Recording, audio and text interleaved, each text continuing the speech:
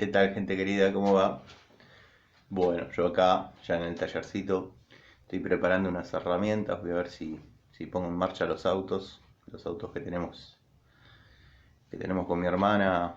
Bueno, la mitad son míos, la mitad son de ella, pero hay que ocuparse, eh, ponerlos en marcha. A veces hay que limpiarle un poquito el carburador, alguna bujía. Contento porque el video de inyectores o picos o paso calibrado, como le quieran llamar, tuvo medianamente buena aceptación.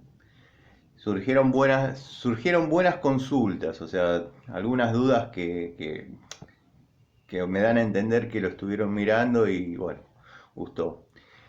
Por ejemplo, ¿por qué gas envasado o lo que se conoce como garrafa lleva una determinada luz y gas natural lleva otra? Se los voy a estar detallando en otro video, pero bueno, si lo metía todo en el mismo, yo estaba seguro que iba a surgir esa duda. Si lo metía todo en el mismo, se iba